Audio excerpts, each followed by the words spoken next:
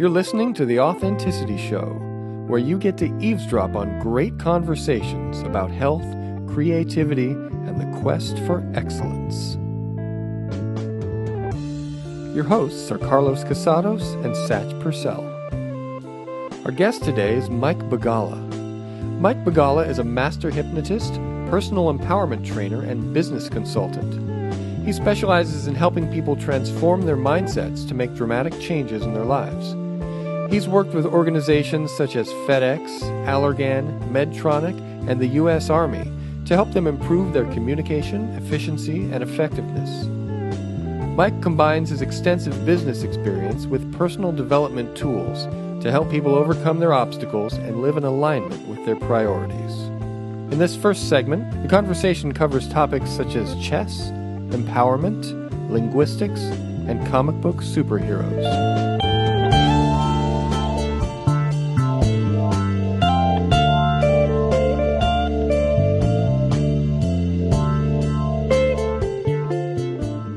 So, Mike, I have a question for you. I know Carlos is a little more familiar with your work. Yeah. More familiar than I am. So could you kind of give me just sort of like a little nutshell version? Kind of what's your angle? I'm a trainer, so I'm a public speaker. Okay. And so I lead seminars in terms of personal development. Okay. And also I work one-on-one or with couples to really help them make the changes that they want to make. It's mostly about personal empowerment, about finding inside of you what it is that you have that can resolve whatever issues you think you have. Okay, nice. So, yeah. Nice. And there are, I know Carlos is very well aware, there are many, many mind techniques, mind hacks, and mindsets, kind of philosophies behind it, that they can be simple things and they can produce ultra dramatic results. Mike, you're a chess player, right? Right. Cool. So you told me a story one time about your early days with chess and your sort of first real exploration into hypnosis, and it was such a great story. I would love it if you would share it with us again. Yeah, thanks. So, yeah, I got into tournament chess.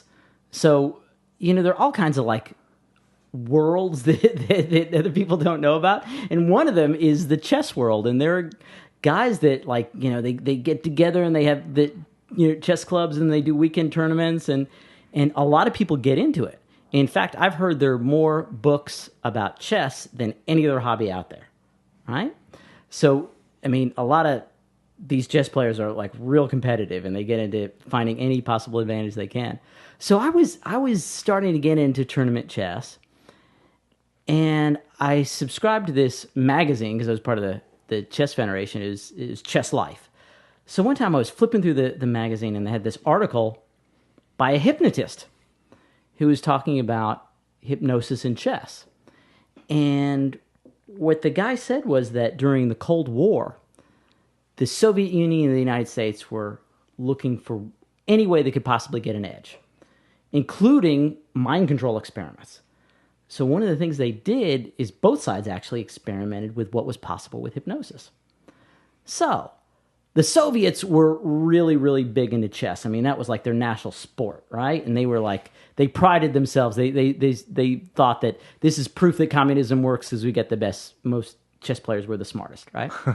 So the KGB actually did an experiment where they took the world champion, who was living in the Soviet Union, this guy named Mikhail Tal, and they paired him up with, a competitive tournament chess player, but an amateur, right? And they had him play games against each other, and of course it was no contest because this guy who's this kind of tournament club level chess player, he's pretty decent compared to your average Joe on the street, but he's no match for the world champion, right? This is like taking somebody who's a basketball player at the Y who's pretty good, but then have him go one-on-one against LeBron James. It would kind of be laughable, right? So that's what happened. But then what they did was very interesting. They then took this guy, this club-level player, and they did a series of processes of hypnotizing him at a very deep level to change his identity so that while he was under this deep hypnosis, he actually thought that he was somebody else. It's called deep trance identification. So this is the power of your identity. Like switching your identity can change your capabilities. He actually thought that he was this guy named Paul Morphy. Now, Paul Morphy was an American who was head and shoulders above anybody else in the 1850s in chess, right? He's an amazing, amazing player that he'd like give pawn, knight, rook odds to other people and still whoop everybody. And they said, well, you can't compete with the Europeans. Well, he went on a boat and went over to Europe and beat all the best players. Nobody thought it was possible, but he did it. So they hypnotized this guy over a series of events till he really did think that he was Paul Morphy when he's put under this hypnotic spell, right? So then they had him play Tal again. And Tal said, even before he sat down, the difference was obvious. He walked around the place like he owned the place. And then he sat down at the board with a flair and, move with this cockiness, right? So they played, and the first game, Tal won again, but he said the difference in this guy's play was immeasurable. So what happened was this guy got angry. The guy who thought he was Paul Morphy, which I thought was an interesting reaction.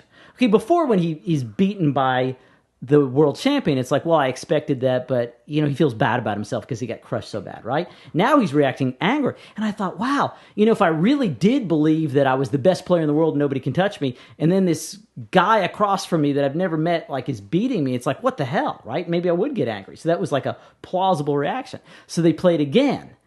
And again, Tal beat the guy. The world champion beat the guy, but it was still like a really close game. So now they played a third time. And this time, the game, according to this article, was drawn. It was a drawn game. And I'm thinking, okay, so wait a minute. They took this guy who's this club-level player, and he actually drew against the world champion. That's impossible. But maybe if he's tapping into the deepest level of resources inside himself, who knows, right? So I thought, I'm going to do something about this. So maybe I was the only person in the country who did this. I don't know. But I got in touch with the author of the article.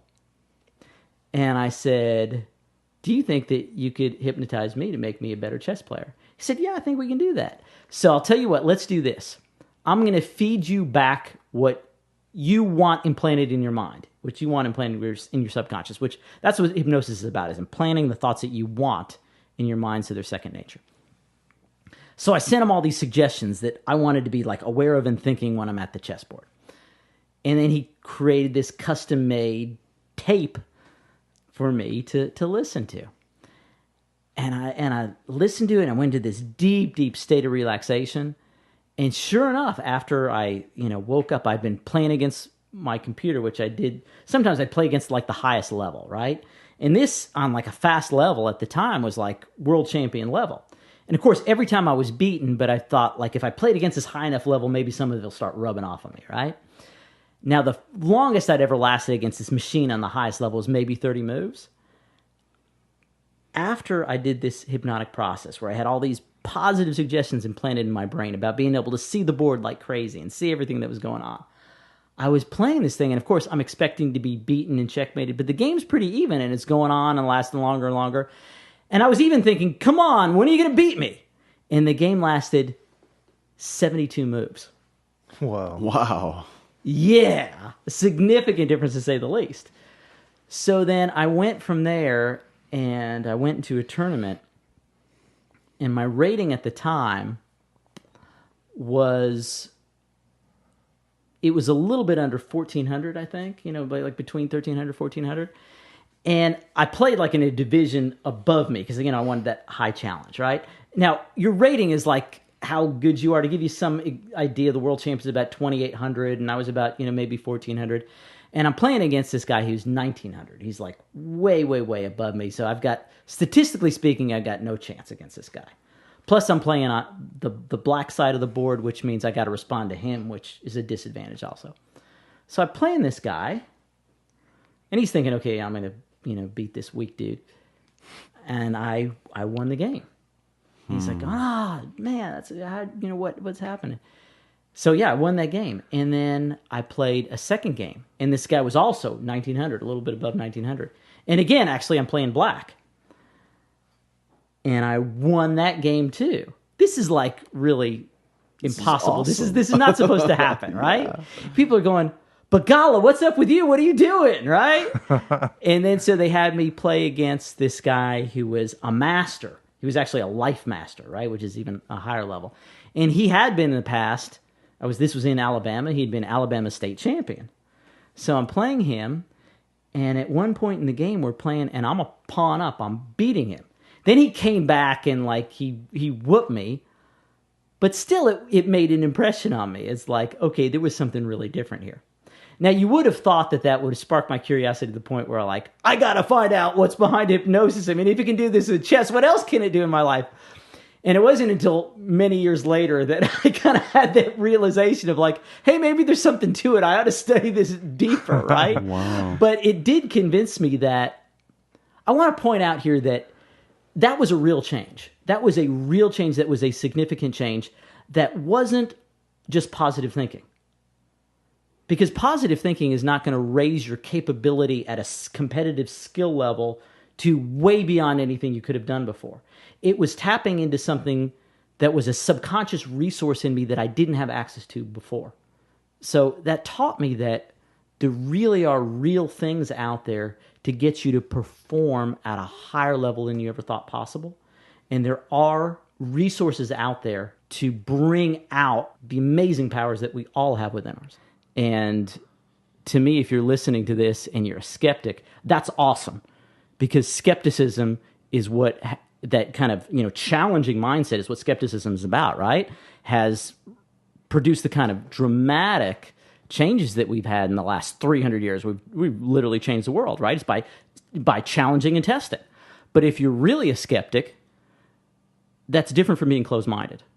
Closed-minded means I'm not open to new ideas. Skepticism means I want to challenge. So if you want to challenge, then challenge it and experiment with this stuff with yourself, like things like with hypnosis and neuro-linguistic programming and some of these techniques that really can produce lightning-like changes. We are a bunch of open-minded skeptics. Open-minded skeptics, so I that's love it. Yeah, I think that's the way to go. Have you fellas heard the expression, it's good to have an open mind, just not so open that your brains fall out? I forget who said that, but it's outstanding advice. It is. It's good advice.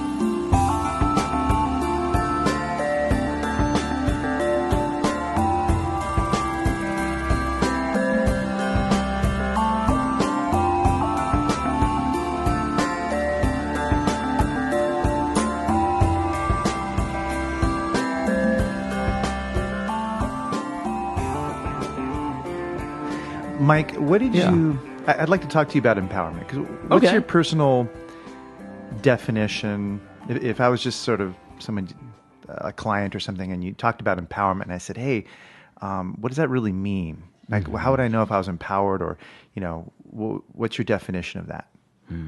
Yeah, that's really a great question. So, when you look at problems in your life, where do you look to? Do you look at in the negative emotions that you experience, for example? Do you look at that person or that thing is the way that it is, and that's wrong, and that's terrible, and I'm upset about that, and this thing out there is causing this problem for me? Or do you say, okay, that may well be, and it may not be the way that I want it, but always, always, always going back to what is it that I can do about it? And maybe the answer is nothing, or maybe the answer is nothing in this moment. But if the answer is nothing in this moment, then just do what you can do in the moment, right? But where does the onus for focus and action go? Does it go to yourself, or does it go to this person's being a bastard, or this, the government is doing this? Okay, so this is certainly a big part of empowerment. Is, well, you think about that. If your focus, to the extent that your focus is on the external world that you can't control, and the way that things shouldn't be, then where is your power? It is outside yourself, and you, by definition, are disempowered. But if you're focusing on what can I do in this situation, or maybe even in ways that I'm not aware of, how have I contributed to this? Not to blame, but to take responsibility and then say, okay, if that's really the case, then maybe there's some internal stuff that I can shift, which then gets rid of the problem. That now, to the degree that you do that and focus in on what you can do, then you are empowered. So a great question, I think, for anybody to ask themselves is, how much are you in charge of your own life? How much do you feel in charge of your own life? How much of your life is a reflection of your own choices, right? Is a reflection of your own agenda. Do empowered people have problems, or Of course. do problems fall away when you have Of course, yeah. Absolutely. Problems are a sign of life. Problems mean you're alive. Oh, good. I'm going to live a while. Thank goodness. Yeah. Good. Yeah. There you go. So There we go. Oh, thank God. I'll give you an example here. And actually, I knew a guy who he had some problems because he didn't have any money, right? So he and his brother got together and they started up a pharmaceutical company. And they were very, very resourceful, very empowered. So they did things like, whether or not, I guess the ethics of this may be questionable, but it's certainly very resourceful. They were looking to get money from investors, and so what they did was they made themselves look a lot bigger and more successful than they were, and they rented out an office space or I think they went to a building that was just like empty, and they rented a bunch of office equipment, and they brought in a bunch of office equipment and hired like people off the streets to act like they're employees and stuff like that. And lo and behold, it worked, and they got the loan, they got the investment, and they grew the company up. And they sold it, and they each got $175 million from it. Wow. So, problem solved, right? Sort of. And then his problem was, whereas before when he was building the company, he was like so engaged in like every day had stress, but it had meaning and a purpose, it had motivation, right? He was driven to get out of bed. Then he was like, after a couple of months of celebrating, he actually was in this mindset of like, it doesn't matter if I get up or not now. And he looked at everybody and he said, everybody that I look at, I think they just see a big dollar sign on my forehead because they're thinking, how can I get money out of this guy? And I don't trust anybody. And I've got no purpose now. So now that's one example of how problems never go away. They just change. Because what you do is when you grow externally or internally, you get into a new world where you get like this new level of resistance that you're bumping up against. Because you've expanded what you're capable of, but you got new problems. And that's great too, because maybe they really are the problems that you need to face to grow to the next level. So can you learn to love them? Can you learn to love those problems and look forward to them? That is a great question, isn't it? Yeah. That's a great question. Sure, why not? Why not? What would happen if every time you looked at a problem, you said, how can I love this? Sure. Right? Yeah, I'd be in love all the time. Because there's always problems, right? Yeah, absolutely. How can I love this? What's great about this?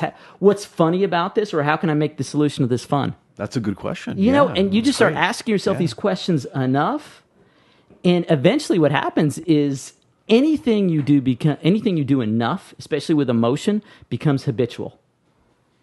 So, Okay. How can I make the solution fun is a great thing. Wonderful. I think that's a great takeaway right there. Yeah. Yeah. So just continuously asking yourself these kind of questions will make it so that it happens naturally. Very nice. Yeah. Very nice. I mentioned this in Life Purpose Mastery. We do a section on emotional mastery because that's so critical. I mean, emotions, if you think about it, emotions are the quality of your life. When people say, hey, I want to have a high quality, and everybody has different passions, everybody has different personalities, desires, but everybody does really desire to have a great quality of life, right? Yeah. What does that mean? That means moment by moment, day by day, you're mostly in a state of great, positive, and often empowered emotions. That's what a great quality of life is, right? So that's one aspect of why emotional mastery is so important. The other is that it's about effectiveness. The more you master your emotions, the more you can get yourself to do the things that you want to do to produce the results that you want to have. So it's an overlooked, and to me, I think it may well be, probably is, the most important skill that you can develop. And what's incredible is most people don't even think of that as a skill. And if you don't think about it as a skill, then you'll never develop it. But if you just start to think about your emotional mastery as a skill, then you can start to develop this almost omnipotent skill, right? So anyway, so what I mentioned was I worked a lot on doing kind of these techniques and processes of emotional mastery. And part of that is by asking yourself empowering questions whenever problems come up, just like we talked about. Okay. And so I would do this over and over and over and over again and kind of give myself this challenge of going 10 days without ever feeling any negative, disempowering emotion for any more than 2 minutes, right? It's a big challenge. And I did it over and over and over again until I remember once I wasn't even like on my challenge. I wasn't even like consciously trying to do it. And something happened where like, oh, I'm stuck in traffic. And then automatically, without me consciously trying to do it, I had this thought, okay, what's great about this? You know, what is it they really want? How could I? And I like, okay. And I was like, wow, now this happens like a knee-jerk reaction. That's awesome. Right? And that's, to me, that's really what you want in any kind of personal development change, is that the key is, do you have to think about it? Which is great because you're on your way to doing it, or does it happen naturally and you catch yourself doing it? And when you start catching yourself doing it, then you've changed it from like something that you're conditioning to yourself to where it is just habitual and you're running it on autopilot. That's great.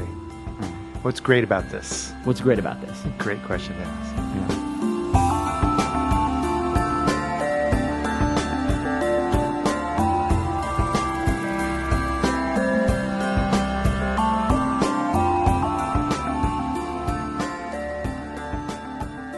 Mike, I'm hearing a little accent in your voice. So Yeah? where is that from? Where are you from? I'm from America, baby. I'm from because America. America.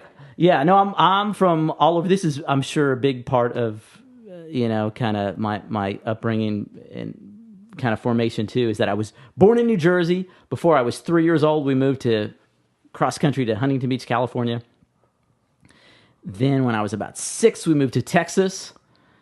And then I went to junior high and a little bit of high school in Pennsylvania, and then finished up high school in Alabama, and then went back to Texas. And I've been an exchange student to Venezuela and Costa Rica, and just, so I've lived all over the place and moved a lot.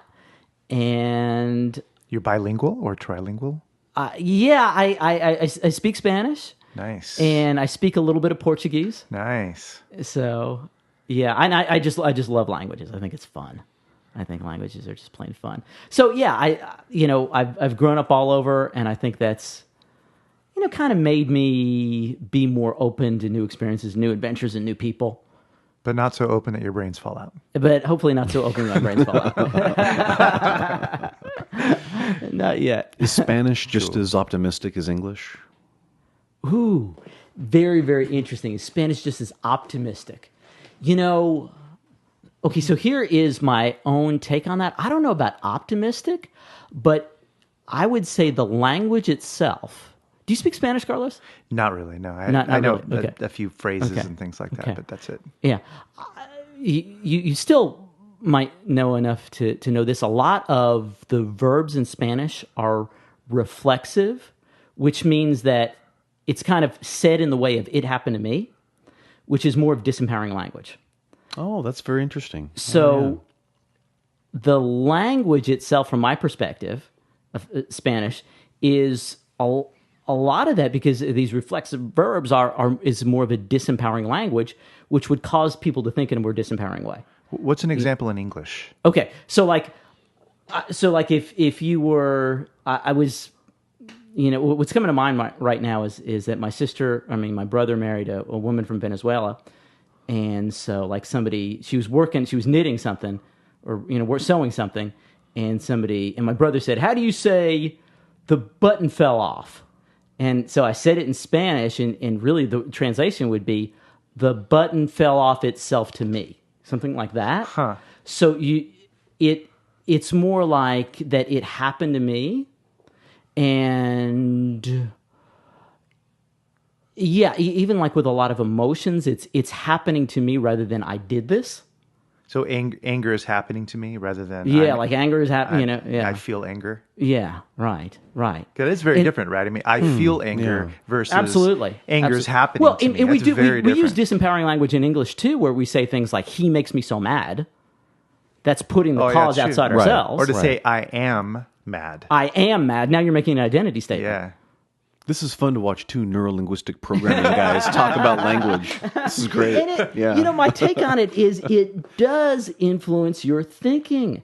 Because, I mean, 1984, the book by George Orwell, the part of the idea where there was the government was forming this new language to make it impossible to think through language about notions like freedom that we have today. Yeah. Right? And so you can control your thinking a lot through language. So so this is how I try to use that. For example, if somebody says, hey, can you come out to such and such a party or something like that? What a lot of people say, and the tendency is to say, oh, I can't because I've got this other thing. Okay?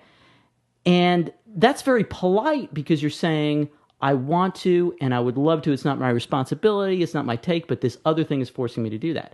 But actually, when you say it that way, it's more disempowering. It is disempowering. It is. It's saying this other event has control over me. So what I like to say and remind myself to say this is if somebody says, hey, can you come out to this party or whatever, I could say, oh man, look, I totally appreciate you inviting me. I've got this other obligation that day. I've got this other commitment that I made. Right? Yeah. Now I'm putting myself at cause and it's my decision. You may look at this and say, oh, come on, that's just semantics. You know what it is, great. though? It is training your brain in language to remind yourself that you are at cause for your decisions. Which, I really do think makes a difference.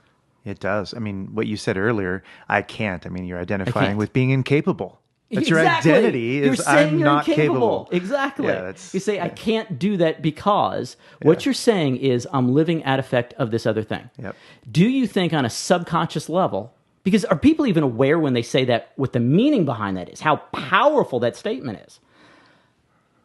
Are they aware of what they're doing to their subconscious? That they're reinforcing in their subconscious, I'm not in control, I'm not empowered. People leave a lot of power on the table, don't you think? For sure. Without realizing it. For They walk sure. right away from it, not realizing that they've left all this stuff that they could be using. For sure. For sure. These little kind of mind tricks really do make a difference because what they do is they start to shift your thinking imperceptibly at first. But then if you continue doing that little bit of a shift starts to change your thinking, which changing your thinking is going to change everything. Changes everything. So that literally little changes like this start to make a shift in the way you think, which becomes who you are, which makes you have a totally different life, say 5-10 years down the road. This, what you said reminds me of that very famous and very powerful Buddhist concept, which is that mind is the precursor of all phenomena. Sure. Yeah. All phenomena. Yeah. That it does start in your mind. Yeah. Everything starts in your mind. It's pretty powerful reminder.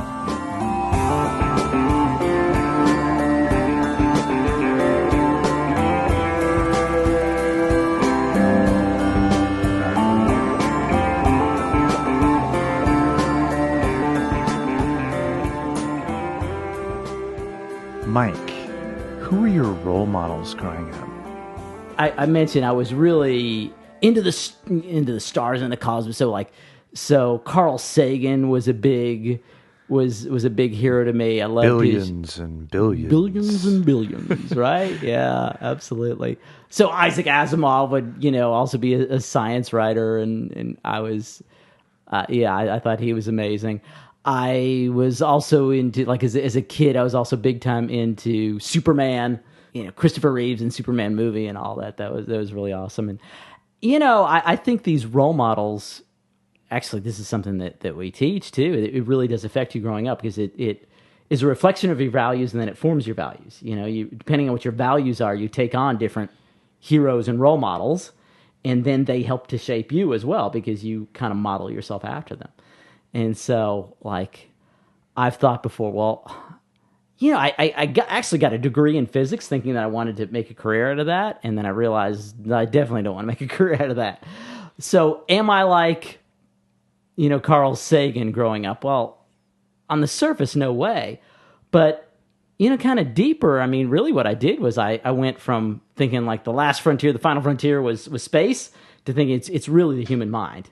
And that's the most fascinating thing out there. And to me, working one-on-one with somebody and delving into what is really behind their behavior that they never realized and getting to have this like huge aha, it's amazing, amazing stuff. So I think that's kind of like that kind of, science part of me, geek part of me coming out. And then as far as Superman, there definitely is a part of me that wants to save the world, and do what's right. So yeah, a great question, by the way, if you want to get to know somebody even better, even if it's somebody that you've been living with for the past 40 years, is ask somebody, who was your role model as a little boy or a little girl? And that person's answer will start to give you an insight into them, and that you hadn't had before. It's a great question. So mine was Kwai Chang Caine from Kung Fu. Oh, is that right? Okay. So, interesting. So, Satch, then how... what's the guy's name again? Kwai Sang Chung? Kwai Chang Caine from Chang the TV Caine. show Kung Fu. Okay, David I remember Carradine's that. character. David Carradine. Okay, I remember that. Yeah. I remember that show. That was a fun show. Okay, so what was it about him that you admired, first of all? What did you admire about him? He was wise. He was wise. He was wise. He had answers. Even if he didn't have them, he could find them. What else did you admire about him? He could fight. He did kung fu. I admired that too. He was wise that he could also fight when he had to. That's right. That's right. He needed to. Yeah. Awesome. But he was peaceful. He was a peaceful guy, but he could still fight. He could. And He needed to. he had the wisdom, maybe to know when to use which. Correct. So, let me ask you now: how are you like him, that character, and how are you unlike him today as an adult? Very interesting. You know what I'd like to try? Yeah. Is I'd like to ask Carlos, because Carlos knows me very well. How am I like Kwai Chang Caine? Well, I mean, I thought you were talking about yourself. So, Well, there you go, Mike. Yeah. I mean, you're quiet, wise, you are peaceful, soft-spoken, you do martial arts, and you can really defend yourself because you've been doing it a long time. You are mindful the way the character Kwai Chang Caine was. Okay. He had a humility to him that I think that you share. And he had an appreciation for each new experience that he got into in the show, like each new scenario as he wandered across the United States in search of his half-brother or whatever. He encountered all sorts of things, Indians and, different kinds of people and Chinese workers on the railroad. I mean, he encountered all that stuff, and he sort of wandered and made himself at home with all these new experiences. I see you like that. Okay, I see you as a person who can go in, have a new experience and be an observer, but at the same time have kind of a gentle, warm appreciation of the people that you're interacting with without having to, force your way or insinuate your way. You just go into it with a sort of peacefulness to you. So I think there's a lot in common. Well, yeah, thank absolutely. you. That's good. I guess. Well, you had asked the second part of the question, which was, how am I not like him? Is that what you asked? Yeah. He had an unshakable confidence in himself. You know what I mean? I haven't quite got that yet. Is that you know important to you? Yeah, I think it is. So it's still influential to you? Yeah, it is. It's something I'd still like to have. Yeah. Interesting. So, I just met you tonight. Yeah. And already after this discussion, I feel like I know you decently well. Okay. Nice. Let's do Carlos. Carlos, so who were you when you were 10? Who were your role models? Doctor Strange. What did you admire about Doctor Strange? He was the Sorcerer Supreme. He was awesome. He was coming from a Western perspective and became immersed in deep Eastern philosophy and self-discovery, and he uncovered a lot of mysteries about the universe through this exposure to these Eastern ideas. You know, he had a he had a You're master. not like this at all. Yeah. You're Oh, describing no it not relation. even. totally. Oh No my relation. gosh, yeah. And he took care of himself. You know, he had a servant who served him very loyally. And when it was time to do martial arts training, his servant would beat his ass, like basically, you know, attack him and train him so that he would stay fit. So he was a master, but he was always learning how to be better at what he was doing. So he was it's a cool image, you know? So I've got a question. So you talked about how he had the servant who would go after him and kick his ass and keep him sharp, right? Right. Like a Kato, but not the comedic form. Right. Okay. Is that at all a metaphor for your life? And I don't know the answer to that, but it may be worth asking that. Yeah, I mean, I could see that there's a part of me that gets sucked into and absorbed in cognitive and in mental stuff, and then I have to pull myself out and be disciplined and kick my own ass to go running in the hills or practice martial arts or go lift weights or whatever it is I do. And it's very different sides of me. You know, they're not integrated in the same way, so I create artificial integration by forcing myself, or let's say creating strong impetus so that I have to do it. You know, yeah. So I guess that's a connection I hadn't really quite made before. And I don't know, but it may be possible then with that kind of a, you know, metaphor, but that is a metaphor, you kind of this model to follow that, I mean, and that's all about, you know, growth and getting wisdom, right? Which is definitely your model, right? And then also, if you're going to follow that model of Dr. Strange, you may subconsciously then look for these external challenges to beat your ass to make yourself strong. Yeah. Well, actually, you know, now that you say it, I've said many times over the past few years that I love getting difficult challenges when it comes to clients. I don't mean that I enjoy when they're emotionally difficult with me, like they're, you know, not ready to change or anything like that. What I mean is I love when I get a bizarre circumstance where someone's coming to me with something I haven't heard of before, or I'm not sure how I'm going to be able to apply the tools to it, because then it's an opportunity for me to step it up and do a little research and really apply new patterns to it. And I guess that's an example of that. Interesting. Very interesting. Yeah. I totally can see all that. Yeah, Doctor Strange likes strange things. Yeah, he does. Right, exactly. Yeah. Exactly. Yeah. Exactly. And you can see how that's different from somebody who had this idea of like, you know, I'm just going to expand this business for as fast as I can go. It's a very, very different kind of mental. We talked about how it all starts with your thoughts. Now, here's a concrete example. Somebody who goes in with this mental model of kind of the world's, the world is like the comic book of Doctor Strange. You know, I mean, this is not going to be conscious, but subconsciously. And I'm like this Doctor Strange character in it, is going to build a very different kind of business and want to have and seek out different kinds of clients from somebody who says, you know, my role model is, for example, Donald Trump or something like that. Huh. Yeah. Right? Right. And so these are just thoughts, but thoughts will produce tremendously different lives. So, and how are you like Doctor Strange and how are you not like him? Satch, what do you think? I can give you the same answer you gave me with Kwai Chang Caine. It's like you are very, very much like Doctor Strange. I mean, you know, I'm just looking around the room and I'm looking at Oliver's smile over there, and you know what I mean? Because like we know you, and you are the shaman of the group. You know, you are the wizard. You know, that is you. You are a martial artist. You know, you know, Doctor Strange was a very powerful individual, right? You are one of the most powerful individuals I know. I felt that way about you when we were, you know, 13 and 14 and, you know, those ages. You always had that sort of archetype about you, of that strong, wise, spiritual leader in a way. You've always had that, and you still have it today. So you are very much like Doctor Strange. You know, you described him as the Westerner who started to look towards the East and get into the Eastern, you know, philosophies, and that's you. You know, I grew up as a kid very much influenced by Eastern thought, right, but not so much by Western thought. But not you. You're the guy who can talk all about the Western aspect of shamanism and the Western aspect of philosophies, and that's always blown me away. I'm like, how does Carlos know about all these Greek and all these fairy tales, and you know all this stuff, you know what I mean? And I don't know how you know both.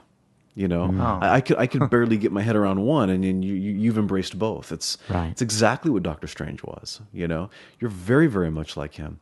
So I guess we should talk about how you're not like him. I don't know as much as Doctor Strange. I mean, Doctor Strange is way more learned and skilled in ancient languages, and he's just got this sort of connection to wisdom that goes even beyond his lifetime, because it was transmitted through him to from his master. So I would say that I seek that. Sure. That model of being able to find that switch inside where I could tap into a flow of wisdom that goes beyond me. Definitely, I see that.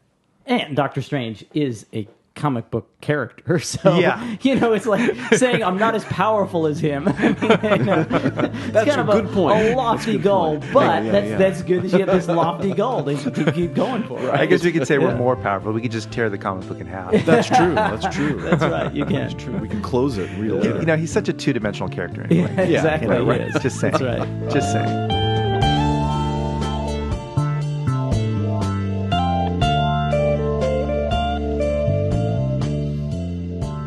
You're listening to The Authenticity Show, where you get to eavesdrop on great conversations about health, creativity, and the quest for excellence.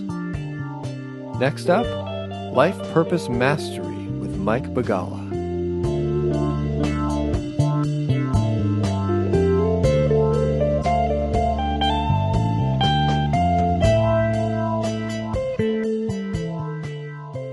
Life Purpose Mastery. Yeah. I would love for you to talk about that in more depth. What is that? I mean, what is life purpose mastery? What's that all about? It's a lot of fun is what it is. And I know, like you said, you took the course and you were just a great student in that class. It was so much fun to have you in that class because you came in there with the attitude of just like, okay, I'm just going to open my mind and maybe my brains will fall out, but you know what? But I'm going to be ready for anything and just ride this for all it's worth, which is exactly what you want to do. What it is about. So we were talking about what is empowerment. And we were talking about how empowerment is seeing yourself as the source of your power, right? As opposed to the external world over which you don't have control, and focusing on that. So what would be the ultimate in empowering yourself? Not just yourself, but your life. That would be taking this idea of empowerment and the ability to make decisions and putting that on a grand scale in terms of what is this all about? What am I all about? And what is my life going to be all about? And so deciding that, forming that, designing that, and then scaling that big picture down into day-to-day practicalities. And then that to me really is the ultimate empowerment. Because I asked earlier about, in terms of empowerment, how much of your daily day-to-day life is really of your own choice? Are you living out somebody else's agenda? Which we all do to some extent. We all do to some extent, right? But by and large, how much of your life is representing the agenda, the mission that you want to live and create, what's really important to you, as opposed to living out somebody else's life. So like Steve Jobs in his commencement address, which if you haven't seen it, go check it out. Yeah, that's good. Yeah, I think it's 2005 Stanford commencement address. So he gets up there and he talks about, one of the things he says is that don't waste a minute living somebody else's life, which definitely made an impression on me. And also something else that I share that we talk about a lot in the class is this made a definite impression on me. I read an article that was written by a woman named Bronnie Ware, who has worked in hospice for many years in Australia. And so she works with people who are, realize that these are some of their last days of their life. And she very bravely, over the course of years, I think this takes some guts to do this, because this is potentially confrontational, but she would ask these people, what do you regret most in life? Looking back on your life from this unique perspective that you have, knowing that it is, for those people, coming to an end, what do you regret most in life? And she cataloged the top 5 answers. Do you know, I know Carlos does because he's taking the class, do you know what the number 1 answer is? I'd love to hear. Most people would suspect it was something like, I didn't spend enough time with my loved ones, or I wish I hadn't worked so much, or whatever it is. And those answers were up there. Mm-hmm. But the number 1 answer, I think, is very revealing. It was, the number 1 regret was, I wish I'd had the courage to live a life true to myself rather than what other people expected of me. That's really powerful.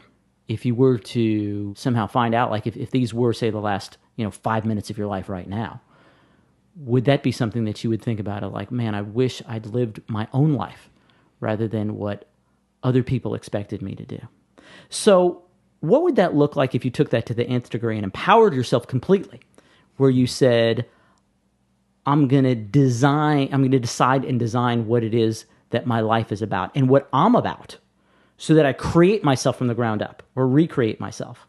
And if I can know what my values and my beliefs are and decide what my identity is, and based on what my inner conscience is telling me that it's all about, and design a life from the ground up about that, and make it in a way so it's not just like really abstract and airy-fairy, but it's like day to day. It's like I know what my schedule reflects my priorities, my time reflects my priorities, and my priorities reflect who I am and who I'm becoming and what my life is about, so that I'm true to myself, so that when I come to the end of it, I damn won't sure say that I wish I'd had the courage. Instead, I'll say, thank God Almighty that I had the courage to do what was right for me, what I know is right in my heart, and I lived my life. That's what the class is about. Wow. Yeah, it's I mean, kind of the tagline for it is the practical course, and I like that. It's practical, right? This is not just philosophy. It is certainly philosophical, but it's practical. The practical course in fulfilling your purpose, your life's purpose, and becoming your ultimate self. So that's and we bring it down on a day-to-day level, so that the actions that you take, the way that you spend your time, and your environment, the people that you surround yourself with, and the things that you're doing, it's all in alignment. And actually, we're talking about personal development tonight. If I had one secret to give in terms of personal development, the secret is alignment. The secret is alignment. When you're totally aligned from top to bottom, when your soul and your emotions and your heart and your mind and the way that you spend your time and your friends is all in alignment, then your problems are of a different sort, right? Your problems really are about opportunity and growth. And you can get yourself to follow through on the things that you want to, because you don't have this internal struggle, you have alignment instead. So really, virtually anybody's internal problem is really a problem of lack of alignment. If a person's a smoker and they don't want to be, that's a lack of alignment. If you're overweight or out of shape, that's a lack of alignment. Or otherwise, you'd be at least on the path to getting there, right? There'd be congruence there in your actions and the way that you feel. If you don't have money in the bank, you may say, oh, my problem is not internal, it's external, there's no money in the bank. Well, that's true, and the only reason that exists is because what created it was what's going on the inside. And there's some lack of alignment there between what you want and what you're producing. So alignment on a big scale is the solution to virtually everything. And so life purpose mastery really is alignment on the most important, highest level issues. It's a fun, fascinating adventure.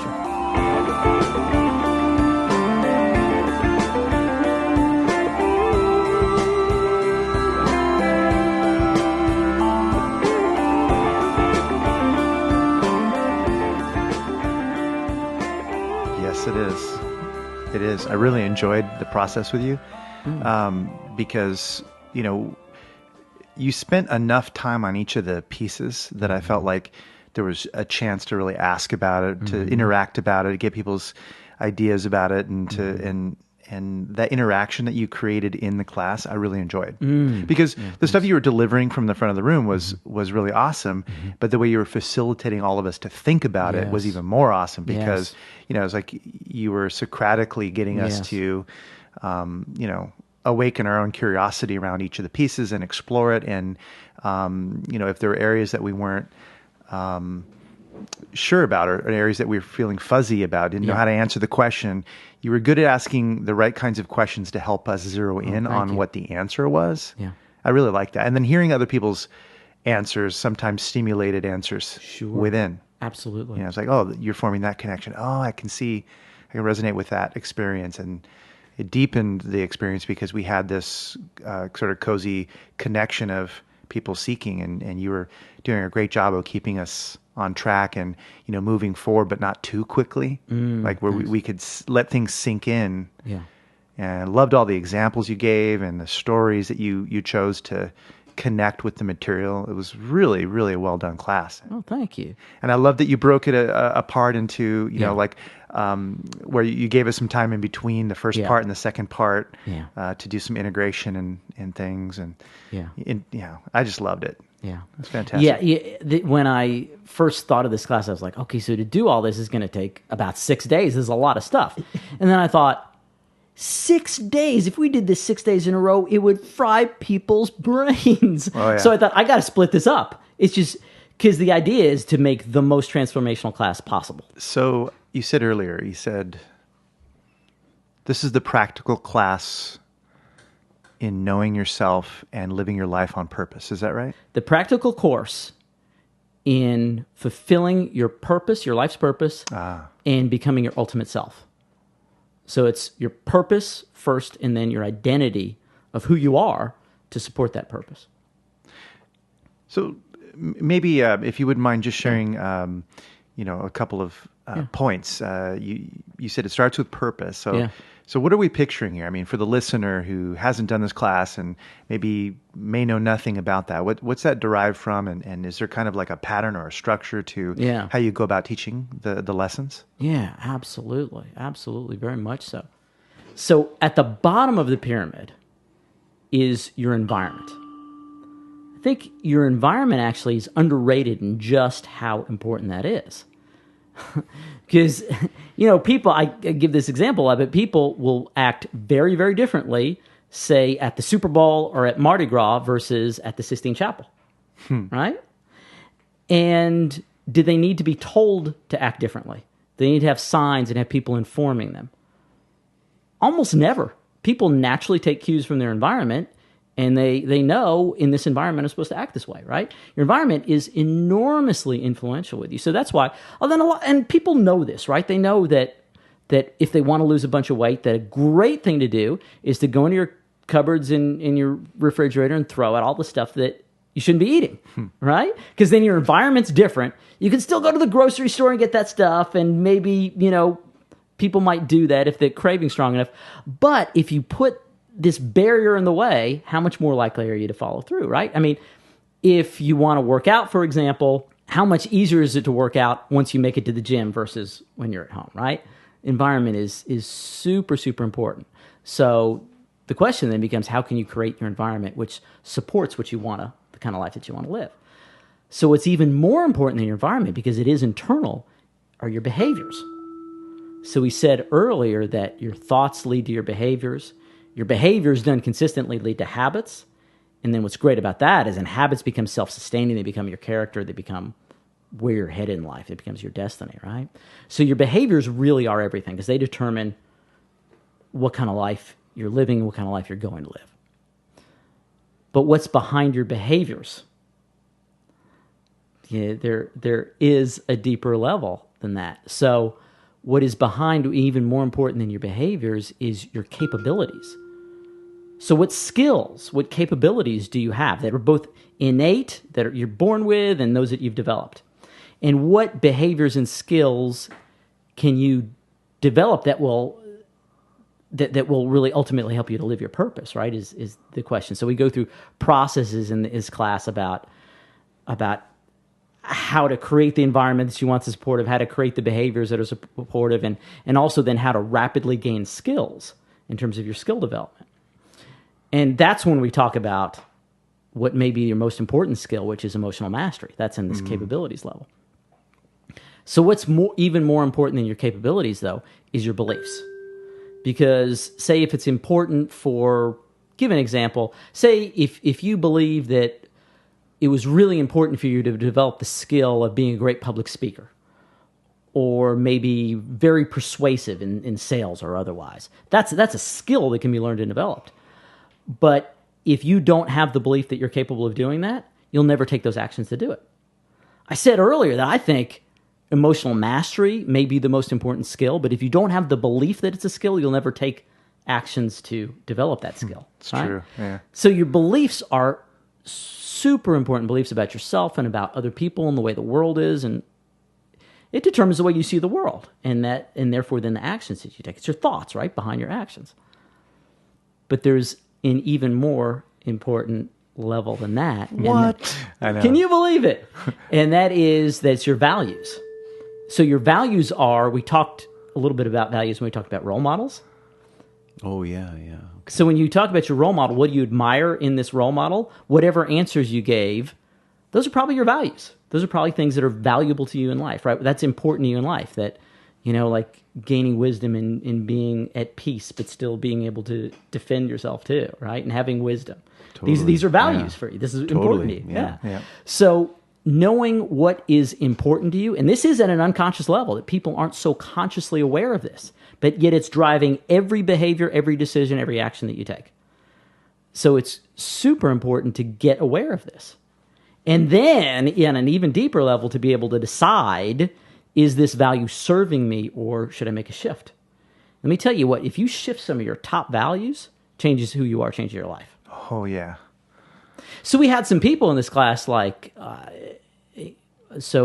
had, for example, a guy came into the class named Andres, and he decided to make health his number one value.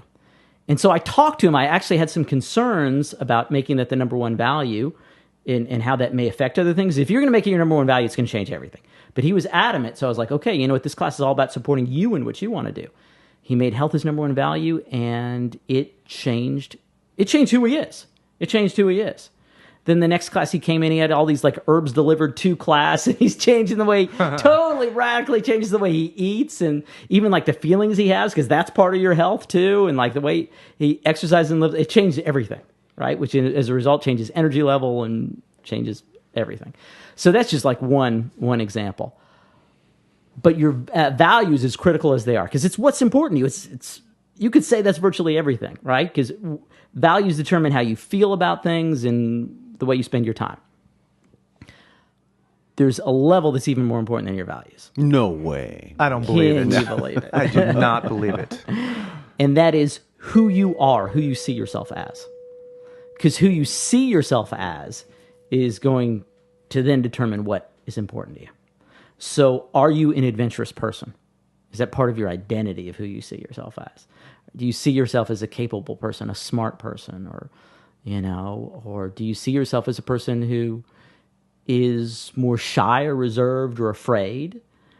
These identities that we have for ourselves form the self-image that we have, which then is going to determine what we're willing to do or not do. And that's the reason why a lot of people make changes on a lower level, like their environment or their behaviors.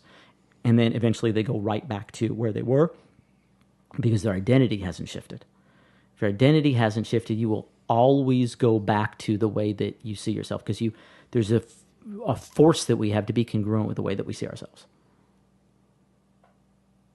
Wow. So how do you see yourself, right? And the thing is, we talked about being empowered and being at choice. You are at choice for the identity that you have. You can decide who you are.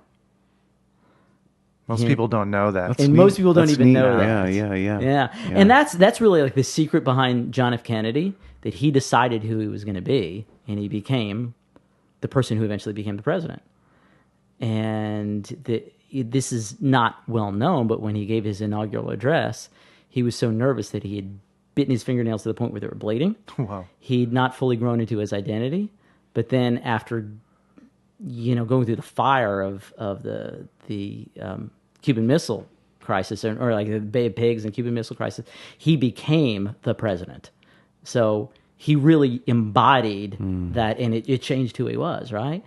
Archibald Leach had this great quote. He said, "I decided who I wanted to be, and I became him, or he became me." So he totally was not kind of this like, kind of quirky, sophisticated, learned guy. He decided that he wanted to be that person, and he became him. And he did. And you can decide who you want to be. Just think what an extraordinary gift that is, to realize that. And that we can make ourselves be who we want to be, right? That's not being fake either, by the way. That's being empowered. And some people then stop there and say that's the ultimate, because who we are is the ultimate force of who we are, right? But I would agree with some people who say there is a higher level still. And that is your purpose. What it is, what is life all about for you? What is life about for you? What do you see yourself being brought on the earth for? If there were some reason that you were brought here on the earth, what would that be? And when you really get that in your heart and soul, I think that could be the secret to being that all the people that are really like the most powerful, influential, and alive people in the world, they have this strong sense of purpose. And your purpose is strong enough that if you really do have a strong enough purpose, it will mold your identity. Gosh, just what you said in the last few minutes is gold. I mean, just to know that pattern you talked about could be just absolutely revelatory. Just thinking about it. Even though I've taken the class and I'm thinking about it, and if I hadn't known about it either way, knowing about it, not knowing about it, that's a lot. It is a lot. What you just said is like a meta pattern for human beings and understanding why we experience what we experience. Yeah. God, that's huge. Yeah. Yeah. Thanks. It is. Yeah. And I have to say that it's informed my coaching ever since. Oh, awesome. I use the 7 levels, 7 layers in my thinking process when I'm helping new clients, particularly when they first come in, because what level are they really working at? What level are they asking for help on? Yep. And what level do they really need help on? Yep. Yeah. Could you just very briefly, could you just say the 7? Yes. Okay, that'd be helpful. Yeah, absolutely. I'd just love to hear that. Yeah, okay, great. So it's environment, behavior, capabilities, beliefs, values, identity, and purpose.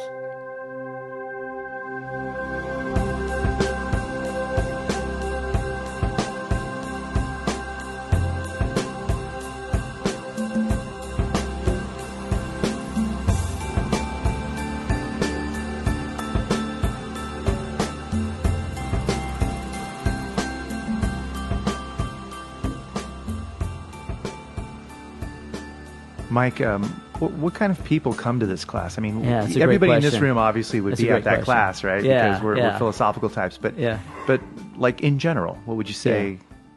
Yeah. Who's drawn to it? I have seen so far, I've really, really loved the people that have come to the class. It's worked out so well because we've had people, like you, Carlos, they're ready to just absorb this stuff and just give me more, let's do this. It's, what it is? It's people who are ready for a change. And it's people that are willing to look inside themselves for that change. People are ready to take some of these deep questions and take them on.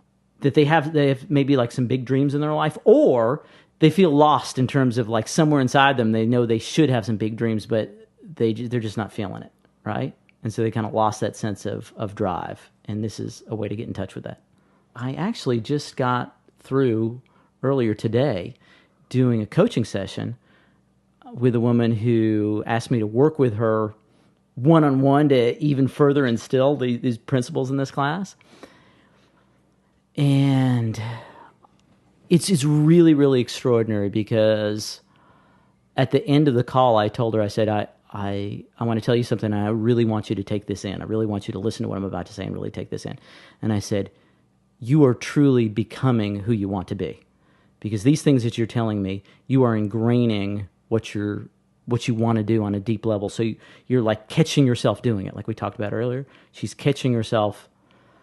Like one of the things she's wanting to do is to have peace, like a deep, deep level of inner peace, be her core emotion. So that's kind of like home base that she constantly comes back to. And she's making that shift, which is not a small shift. It is seismic. Yeah. It's seismic. And she wants to eventually be a personal empowerment leader, really, on a spiritual level. And the most important part of that is like what we talked about earlier about, are you going to be congruent with it? She's really taking her time and making this change. She's not, just jumping in. She's doing it in a very, very methodical way, which is her nature, right? So what she's really doing first is she's changing herself. And she said, we talked every 2 weeks, and she told me tonight, she said, I was aware of every negative thought that I had, and in the past 2 weeks, I was able to be aware of it and then get myself back. And I said, the truth is that you have now, since that's your truth, and you've kind of made this inner peace, this core emotion, you've earned the right to be a leader. You've earned the right to be the spiritual leader that you've set yourself out to be. Great point. She has earned, I do believe that she's earned that right to do that, and she can congruently now lead people. And she's not ready to do that just yet, but she's got the base for it. Yeah, I mean, most people, their feelings and thoughts are kind of like runaway trains, and multiple runaway trains, really, because they don't even have the ability to track most of it. Sure. Because they don't believe they have the ability to do it, and they haven't done anything to gain the ability to do it. Right. And like you said, their environments don't support it either. And your environment's going to be a reflection of the inside, too. Yeah. So, and if your thoughts are runaway trains and they're going in all different directions and there's not that alignment, then again, getting back to a practical level, what's that going to result in? It's going to result in a lack of effectiveness, which is going to show itself in your life, that your career is not going to be the way that you want it to be. You're not going to be as effective in your career. You're not going to make the kind of money. Your relationships are going to have that lack of alignment in your relationship, right? Your health is not going to be the way. It's going to show up in very, very, very practical ways. So even though we're talking about really big picture philosophical things here, implementing it is as practical as you can get in terms of being effective.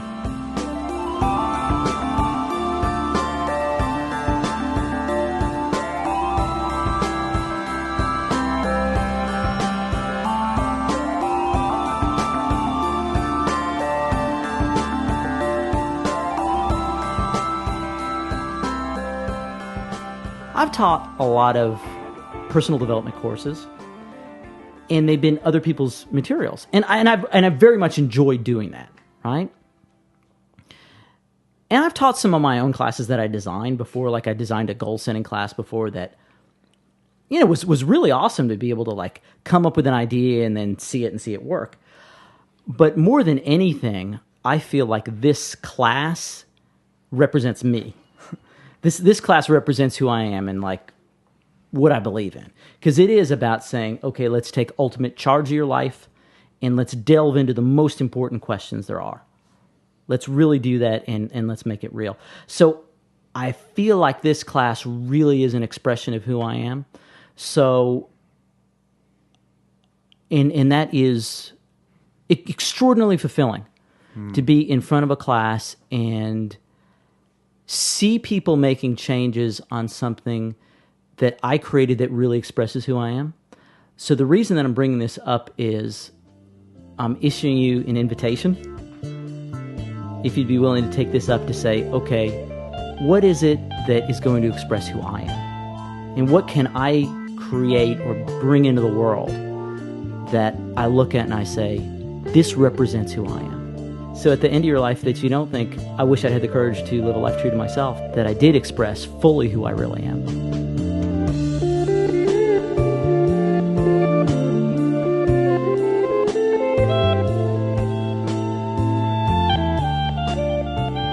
You've been listening to The Authenticity Show with your hosts, Carlos Casados and Satch Purcell.